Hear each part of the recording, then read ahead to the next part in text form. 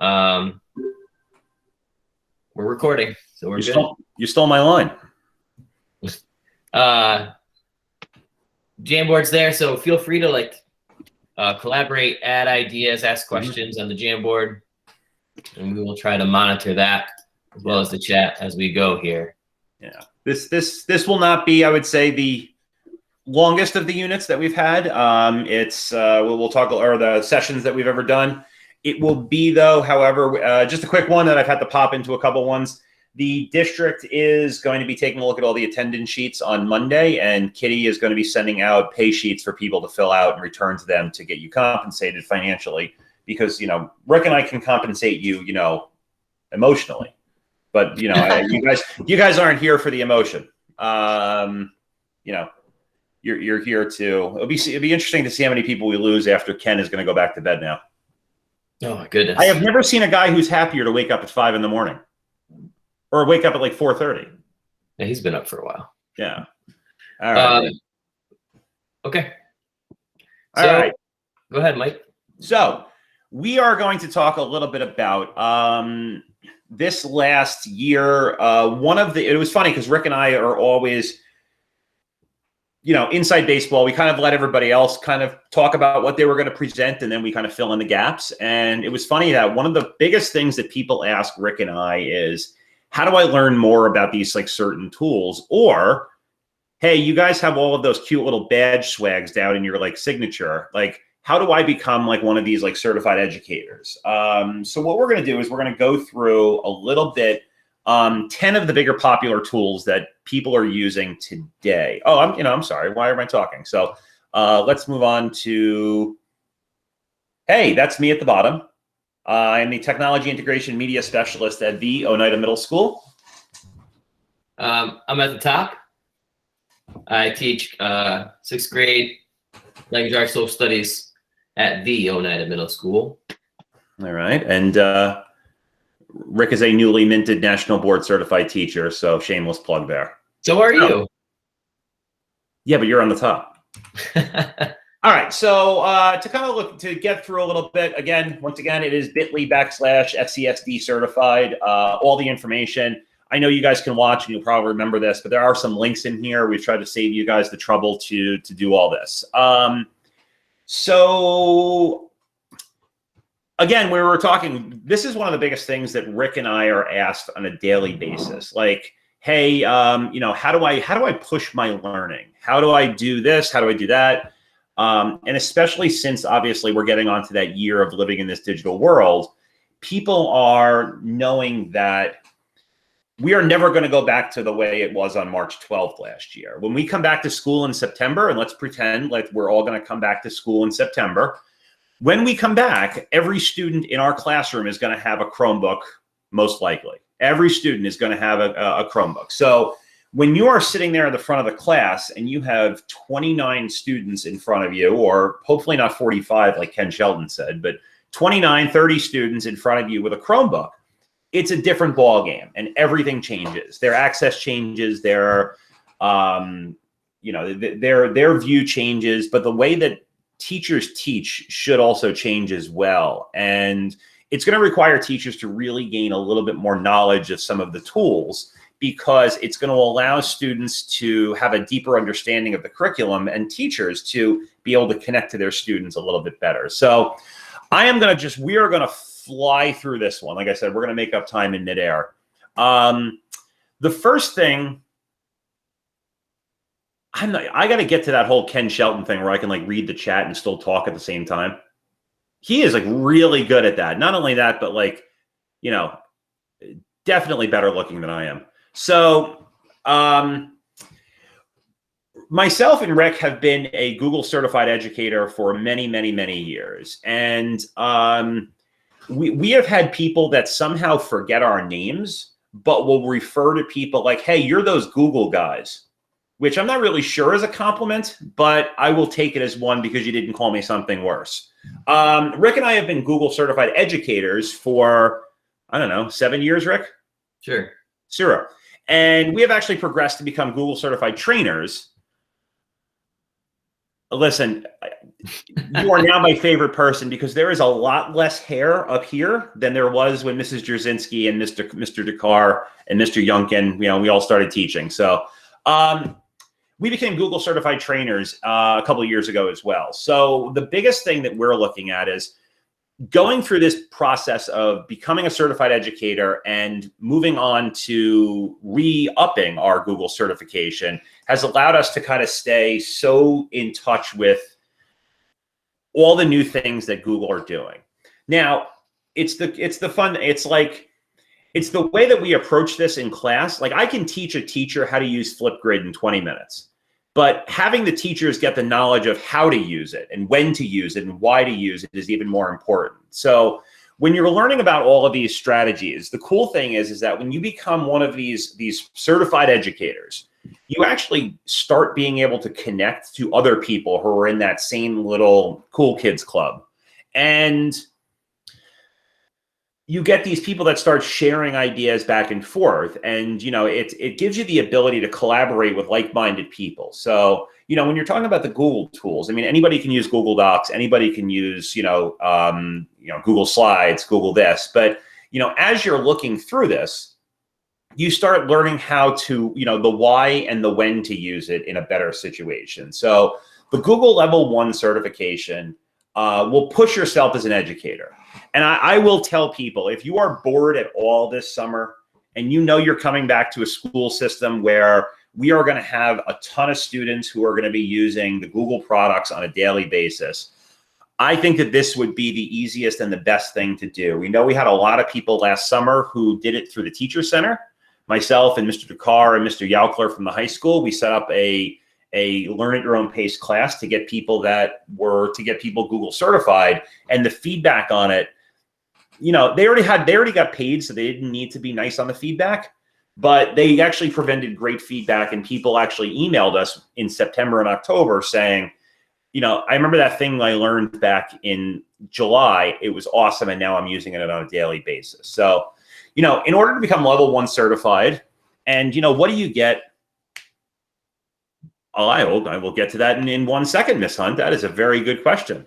I would say that the Google Level 1 is going to provide you the basics of everything across the board. It's going to give you the basics of, the major things: Gmail, Calendar, Drive, Docs, Sheets, all the stuff that's on the screen. You guys can read. I don't need to say it to you.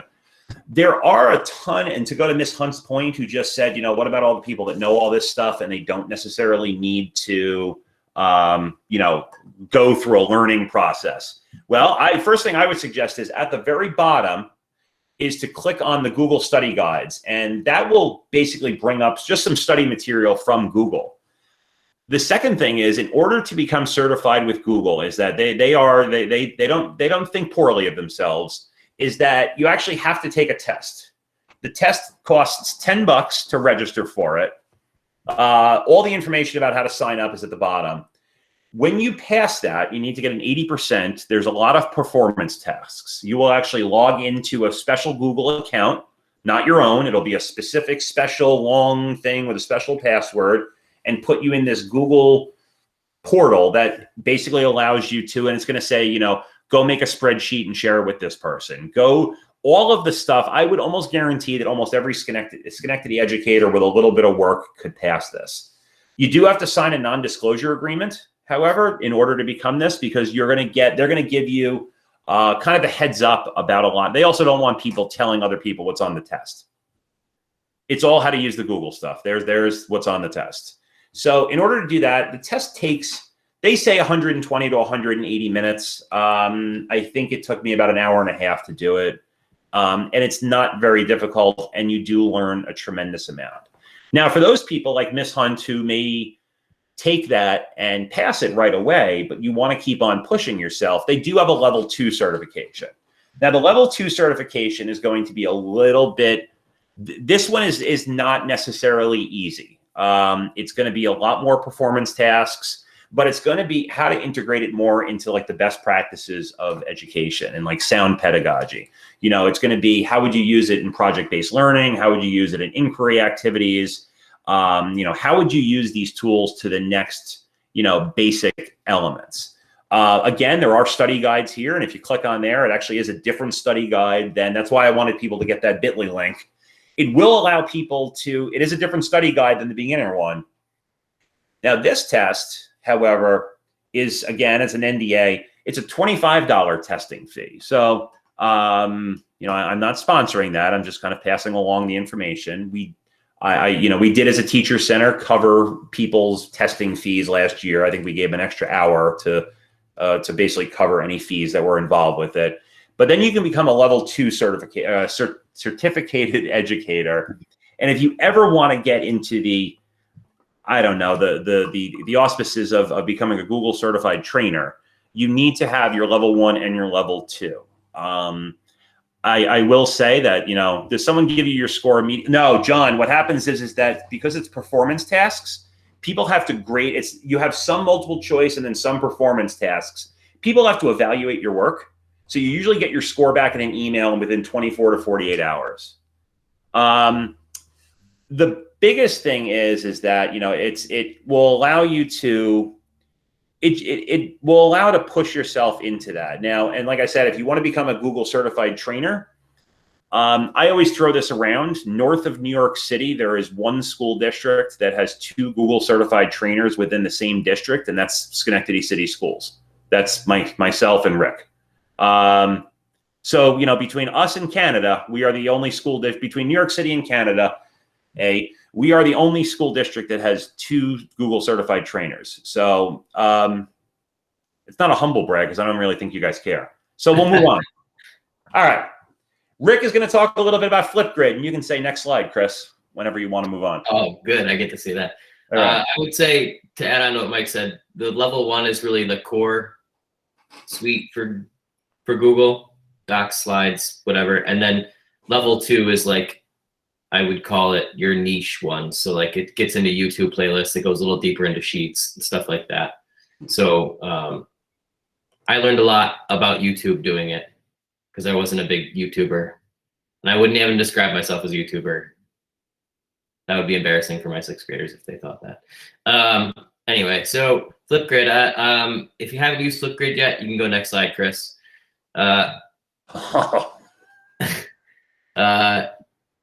Flipgrid is a highly versatile video response tool. We use it. When I first started using it, we just started using it as like a response tool, but now we use it more for project stuff. Has a lot of really, really cool features, including some augmented reality stuff. That's a lot of fun, and the kids they eat it up. They can change the filters and put stickers on it and all kinds of fun stuff. So it's a really easy platform to use. If you haven't signed up for Flipgrid yet, there's a link in there to click on it and sign up. You can go to the next slide. Oh, not the video. Oh, it's not supposed to play. My bad. So becoming Flipgrid certified. So they have 3 levels of certification. One is pretty much just a level 1 is like, you know, the basics. They have a short test that you take. And then you create a post in a grid topic for them. Same thing with level 2. It's a test, and you have to do some stuff in what they call the discovery library, where they put where people can post different topics that you can add to your grid topics.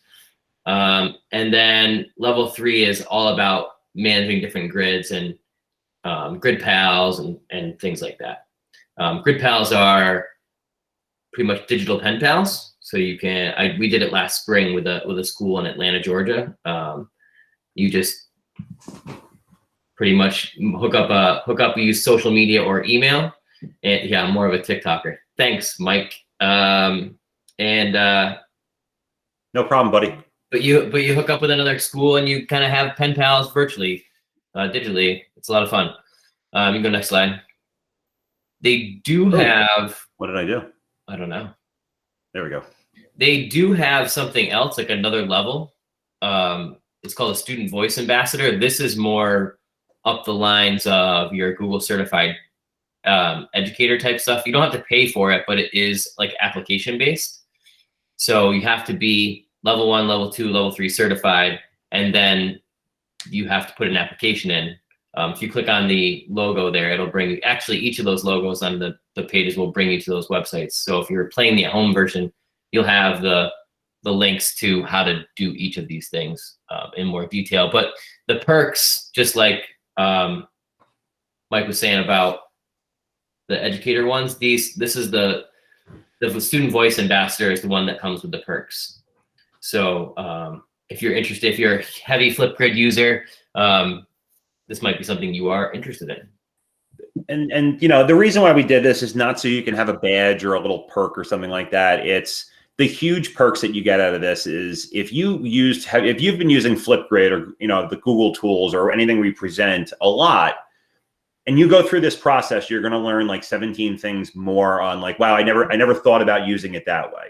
Flipgrid is a blank canvas, and it's cool to hear about how other people use it. And then, yeah, maybe at the end you can get a little badge that says, you know, I'm certifiable. I mean, certified. But anyway, that's the cool thing about getting into this certification process. As the technology integration media boy over at Oneida, one of the biggest things I work around with teachers is ensuring digital citizenship and making sure that apps and resources are all vetted. If you've never gone on to Common Sense Media from either a parent's perspective, I am a parent, I have 2 boys at home, and the nonsense that they try to get over on me is ridiculous. And half the time I will use Common Sense Media to look up some nonsense that they are doing online. Like, you know, some app that they were going to use or some website they were going to use. Well, Common Sense is a place that vets all that. And it allows you to not only look for reviews of apps and software for things like violence and sex and all that kind of stuff that you don't want your 7-year-old getting into on a daily basis. But it also allows you to develop digital citizenship lessons. Now, I don't know if I'm the only one this semester, since all the kids have been online, where kids have been doing things on like Google Chat or in the Google things like that where they weren't supposed to. You know, I'm assuming that would be everybody.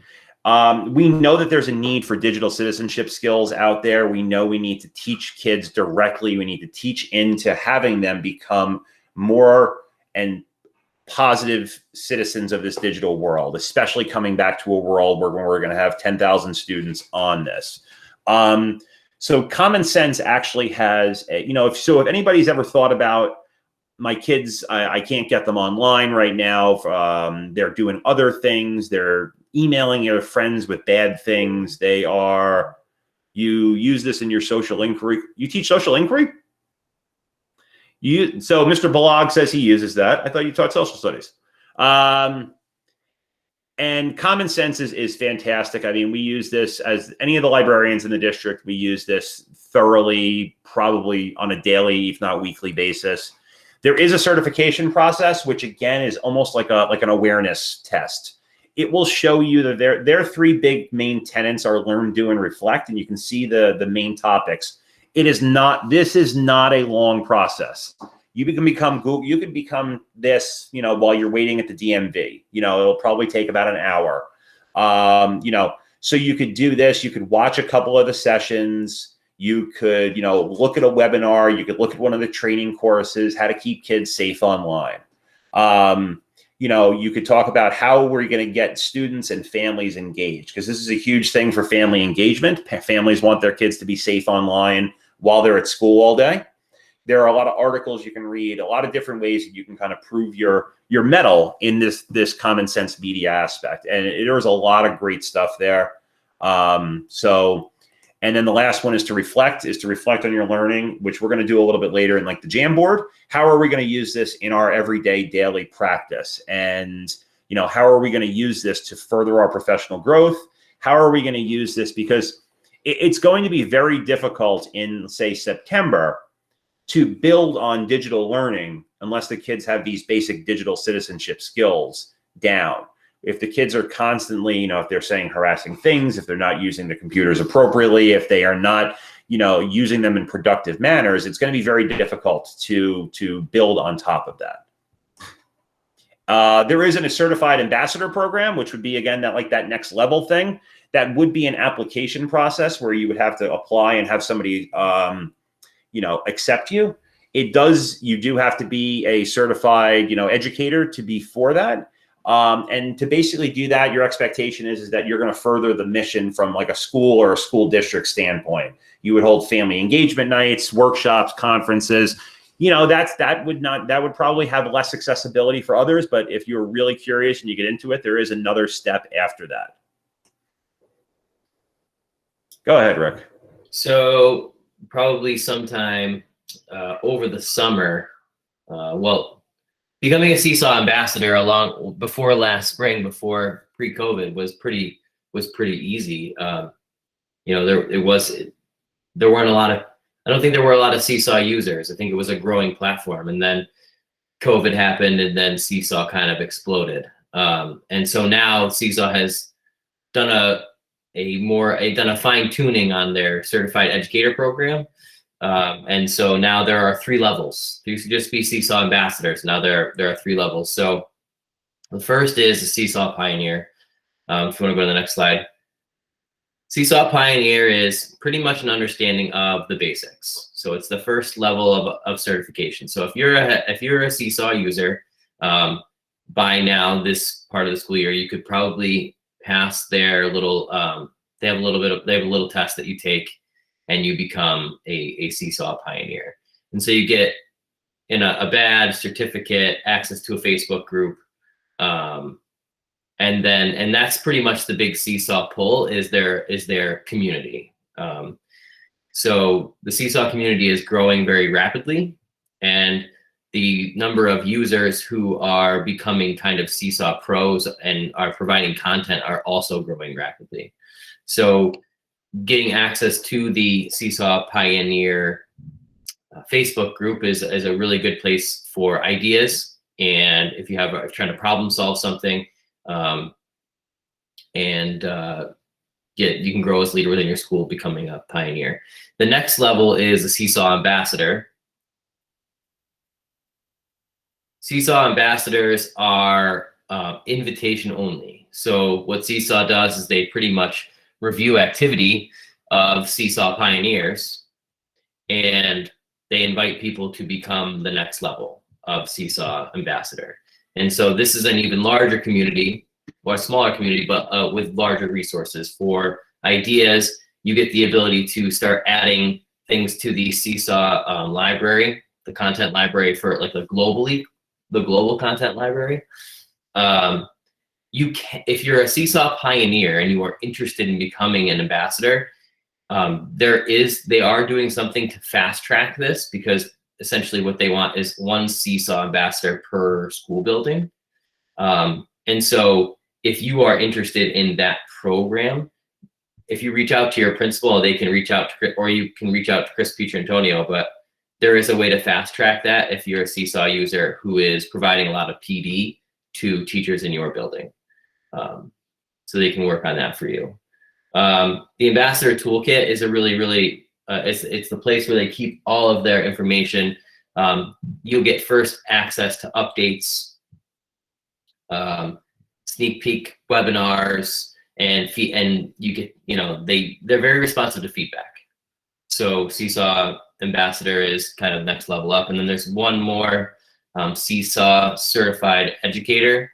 And pretty much what that means is you've been a Seesaw user and maintained your ambassador status for 3 years. And everybody who is a Seesaw ambassador for 3 years or more becomes a certified educator. I think it's their way of recognizing people who are sticking with the platform and are constantly trying to promote their product, but also develop the capacity at their buildings. I mean, yeah, if you're a pre-K through 2 user and you're using Seesaw within the district, it would be so helpful. I mean, obviously when the world ended about a year ago, I had to quickly learn how to use Seesaw. So I went through this process, but I've had a ton of people that have gone through this process in Schenectady and gotten to this first level of a pioneer, not because of but because of their own children as well. A lot of people who have children who are going to other schools who are using Seesaw as a platform, they have said that it's become really helpful in helping.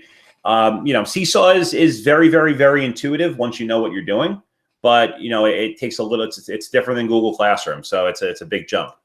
Yeah, I think it's important to say, and Mike said this already, but all of these certifications are based on pretty much two things. One, they're going to give you, they want you to promote their product, right? They want you to go and be a user. But the second thing is they are going to provide you with a lot of PD on how to use it, and build a network of people who can support you. And so that's where I think the value is in becoming certified in any of these things. Mm-hmm. All right. Edpuzzle is one of those things that's kind of taken off in the last couple months. If you've never used Edpuzzle, it is basically that place where you can take videos, most likely from YouTube or other sources, throw them in and add questions. You can chunk videos. You can have it stop at certain times, throw up a question, gives you some nice data on the way back end. Obviously, a great way to keep things moving. Miss McGuire says Edpuzzle is the best with all caps, so she really means it. No, actually, and I think that most people that if you've ever used Edpuzzle, you would echo Miss McGuire's concepts there, is that really it is something that really does engage students. And that's what we're talking about today. We're talking about engagement activities. It allows you to do almost like a guided learning process. If you've never used it, it's so good. It is so fantastic. The cool thing is that they have some basic, and yes, Miss Mazer, it does work so well with Google Classroom. And I'm going to kind of talk about that in 1 second. So the cool thing about Edpuzzle is that they are a little bit different. They have some basic generic certifications. They have, you can see up here in the top corner with my little laser, they have a level 1 and a level 2. But if you click on this little sign up sheet, and we'll see if I don't screw this up. There we go. Then you can actually see that they have very almost like granular level certifications that are good for what we need. So maybe Miss Hunt and Miss McGuire could meet up. It looks like they're talking about visualizing how to use it.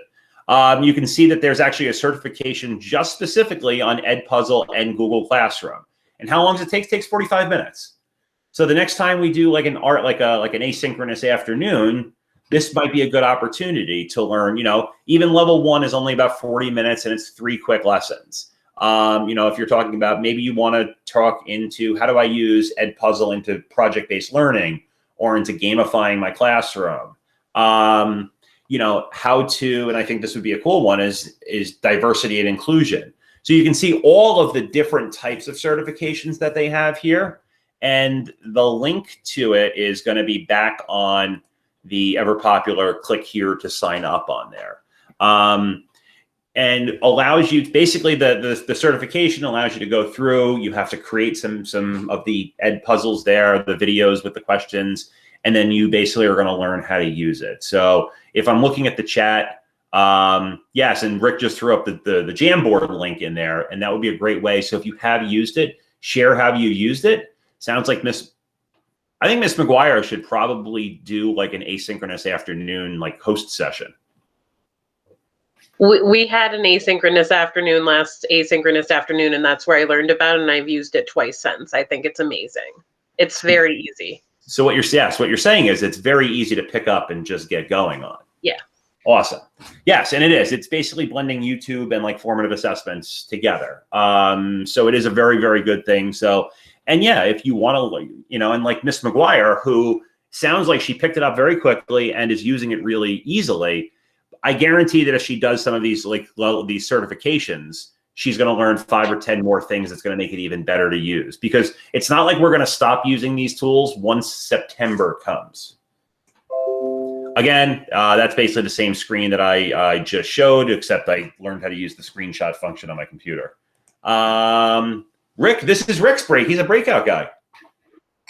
If you've never done breakout before, breakout is pretty, I'm sure you've heard of these breakout rooms in like the mall. They have one in the mall. Essentially, it's solving clues to open up locks. They have both a physical breakout. It's a 2 black boxes with a different number of locks, and kids use clues to open up the locks. They also have a digital platform now, so kids can play digital breakout games. It's a ton of fun. We use it all the time. This year we're obviously doing digital ones, and I think Mr. Yockler, I think Andy Yockler is doing a session on breakout, creating breakouts in the third session here this morning. So if you're interested in breakout, definitely check him out. But becoming a breakout trainer it's actually a pretty simple process. It's an online application. It's a quick little form that you fill out.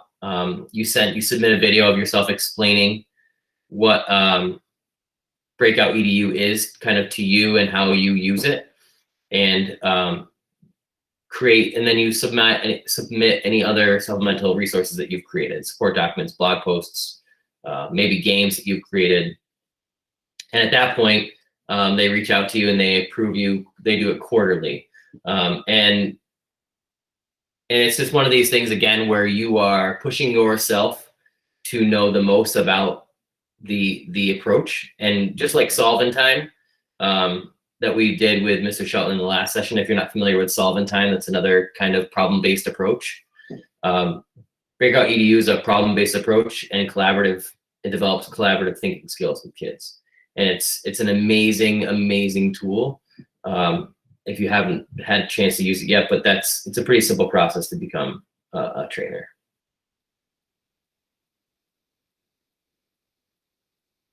Hold on, I did it. I talked while I was muted. To echo what Rick just said, the breakout, since the theme of this day is all about engagement, the engagement level on doing a breakout activity is extremely high. And it sounds like Mr. Youngkin could probably speak to that as well. When you can walk by Rick's class and you can hear the kids yelling and screaming and talking and whatever, and you think that there's a big problem, except the fact that they are doing a breakout session and they are actually learning. So, it's engagement. So I am a huge Wakelet fan because I am really starting to, every year, my New Year's resolution is to become, it's to get fit and it's to become organized. So I'm focusing on the organization thing. And Wakelet is one of those things where I'm really starting to use a whole lot more. Wakelet is like if they designed Pinterest for teachers. But Wakelet does is, I just saw a couple of people who really seemed engaged when I said Pinterest. I pin things. I'm not ashamed. Basically, it's a curation tool. It allows you to, and the easiest way to do it is there's actually a Wakelet bookmark app that you can go. So when you're on a page and you want to save something, you can just click the little Wakelet button and it'll add to your little, as they call, a wake. The cool thing is that for teachers, that it is educationally based. And how teachers are using this is they are using this to curate knowledge. Now, when you think about if you're designing an ELA unit, you're creating a text set. Well, we know that concept can become applicable to many different disciplines. So you can put texts in there to create a text set, but you can use it to create a multimedia text set. And you can use it to put videos in there. So maybe if you find a couple YouTube videos or a couple images, a couple primary sources in there, and you can create this collection that you've curated now on the internet to then send out to students. And, and I looked at it, differentiated learning, kids can use this to create portfolios. But the biggest thing that I have helped teachers with is, hey, Sheridan, in 2 weeks, I'm starting a unit on reconstruction. How can I get the kids to activate their prior knowledge because they did this last year? And, things like Wakelet would be good because if you put these different collections together and the kids can all of a sudden. So if you've never been to Wakelet, you can go and there's a ton. It is overwhelming with opportunities for students, for teachers to find things that are already curated as well. And you're allowed to then pick and choose. It's kind of like if you've ever been on Spotify and you see someone's playlist, and you want to pick out like 5 or 6 of those songs to add to your playlist, that's the way to do it, except it's articles and pictures and videos and things that you necessarily wouldn't find. It's the epitome of working a little bit smarter and a little less hard. However, again, though, just like any of these processes we just talked about, you can use this to then push yourself to become a certified Wakelet community leader, as they call it. And what does that mean? It basically just means you're active on the platform and you need to join the Wakelet community, which basically just means you're signing up. If you do 5 collections or 50 Wakelet bookmarks, you can then apply. They will check you out, and you become this Wakelet community leader. Again, it's going to be the kind of thing. Rick is sending me text messages on the side to let me know that I've got to shut up and move on. There it is. So it allows you to learn these processes a little bit better, because it's like one of those things where I think if I go back to what Ms. McGuire just said, wow, I really like Edpuzzle. If I learn how to, learning how to use it will make me like it even more. It's the same thing with Wakelet and any of these certification processes. Rick. Next up is Pear Deck. So Pear Deck is Google Slides on steroids. It allows you to interact directly with the presenter and classmates in a presentation software. Actually, well, yeah, that's what it does. If you go to the next slide, they have 2 things. You can become a Pear Deck inspirational educator program, and essentially what it is it's PD on how to use Pear Deck and get the most out of it. If you are a Pear Deck user, you really should take advantage of this program, because you will learn it ins and outs. And it's a pretty simple process. It's not very difficult. It's meant really to get people to know how to use Pear Deck, and to so that the more proficient you are, the better you can use it with your kids. The next level up is they have a certified coach. You go to the next slide. So this is that next level of I use it a lot, and I'm gonna provide some PD. So this is application based. It's 2 weeks of modules. It's a pair. Oh boy, here we go. So it's 2 weeks of modules, and you have to attend a webinar with a certified coach. So they have an outline for it, and then you can apply kind of to become a certified coach with Pear Deck. But definitely, if you are a Pear Deck user, you should definitely look into their inspirational educator program, because it will definitely help you learn the ins and outs of Pear Deck. Inspirational. All right. I refuse to call this Newsela like they do, so I'm still calling it Newsela. I'm old school.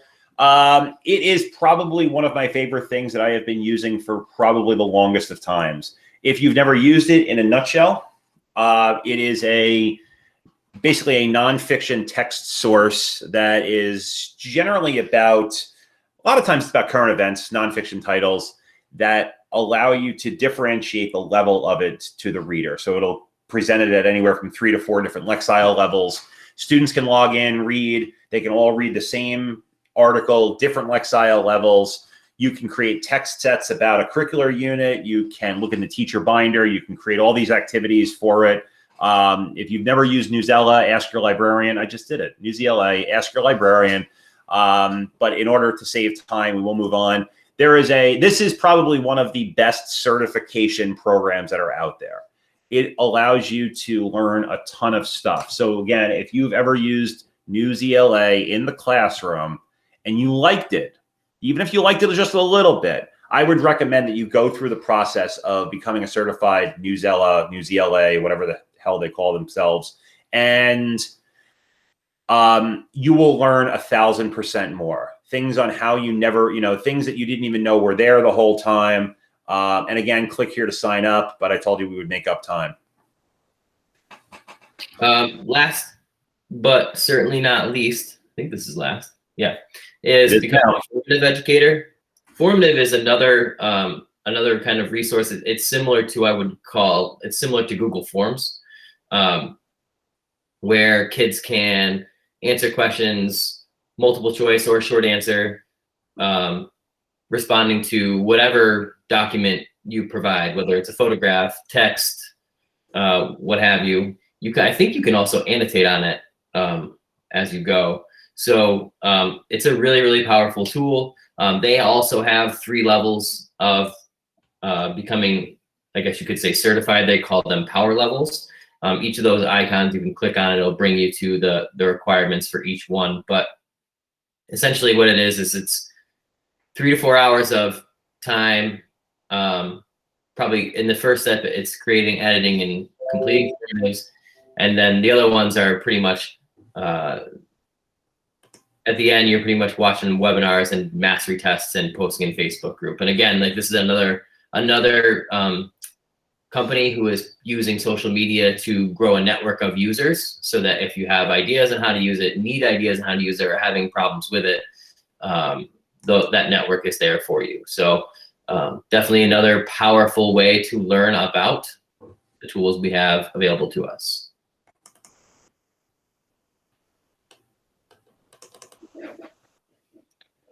And I think that's going to bring us to the end of the show here. So if you have any questions, we're certainly will hang around and ask any that people have. We're asking if you could please take a minute to fill out just a quick eval for us, a reflection on the session. Helps us kind of plan for what to include, or what we missed, or what people really want from something like this again. But thank you very much for spending your time with us this morning, and have a great day. Yeah. So again, if people want to share this in, we are going to basically wrap up and make a little package out of each session, with the session recording, with our slide deck, and then we decided at the last minute that we were going to do a Jamboard as well. So that way it allows you to take a look at how other Schenectady, I thought the best part of this conversation was not myself or Rick and I talking, because we hear ourselves all the time, but was the conversations between some of the people that were in here about, I use this, why don't we meet up after the show? Because that's why we're all here. I mean, it is a little chilly out, but it is a Saturday. It's nice out. But I thought that was really why we're here, is to learn from each other. So, all right. So once you fill out the Jamboard, if you want to, if not, well, no offense, we won't take it. If you want to fill out the Saturday reflection, though, since we did have more than 5 people, I will get the attendance form. That attendance form will be sent over to the people at the district who are have more money than I am, and will pay us.